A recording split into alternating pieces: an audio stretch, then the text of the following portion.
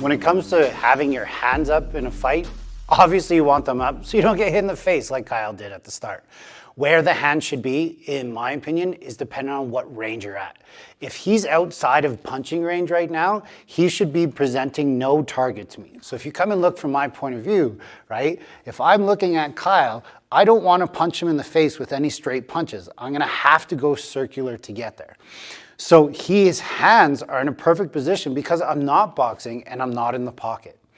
So what do I mean by the pocket? We have a kicking range and then we have a punching range. In the boxing community, if you're in the pocket where both of you can hit each other in the face, now you're in the pocket. So if that makes sense for some of you guys in the self-defense world. The second that he enters into that pocket, his hands need to be on his face. Ideally, these are the knuckles that you punch with. These knuckles here can be your indexing knuckles. Right underneath his cheekbone, he's going to put those there.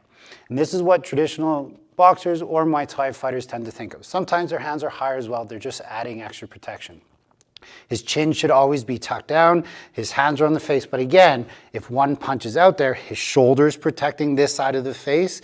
That's why the chin is tucked down. This hand should be protecting the other side. The reason for that is imagine that both of us threw a punch at the same time. So let's say we're both throwing big right hands, okay? My hand is not on my face and Kyle's hand is on his face.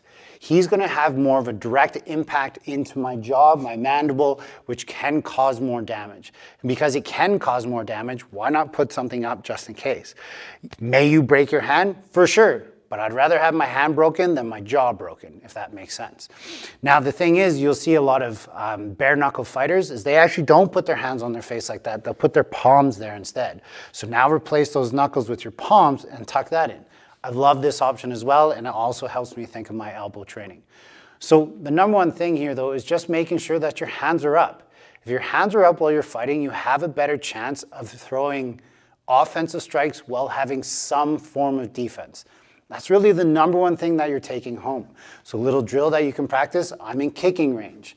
I'm in boxing range. I'm in kicking range. I'm in boxing range. When you're in the pocket, now the hands come on the face. So if you're throwing your jab out, perfect. But now my hands are always returning to my face.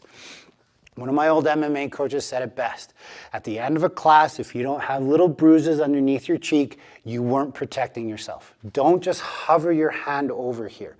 Have it nice and tight and nice and close. Because if it's here, you're going to get that kind of shaken brain syndrome where this is hitting you and then the hit itself is still hitting you. If this is all connected and nice and tight, hence the bruising under the cheek, now this is like one connected bone. If I'm wearing gloves, I don't have to worry about my hand being like that. If I'm like this, will my hand still be broken? For sure. But at least I'm still in the game. Keep your hands up. You'll hear it a lot. Hey, what's going on? Way to make it to the end of the video. You're obviously very dedicated towards the learning of self-defense within your own self. So with that being said, if you want more information or if you want more things to train, I've had lots of people reach out and inquire like, how do I train with you, Kevin? How do I learn your system? My group classes are full. My private lessons are full, so unfortunately I don't have anything for the time being, but Buddha Brothers and I, a couple years ago, put together this fantastic digital seminar, and it literally goes through everything that you could probably think about. So with that being said, it's on buddhabrothers.com. Click the link below.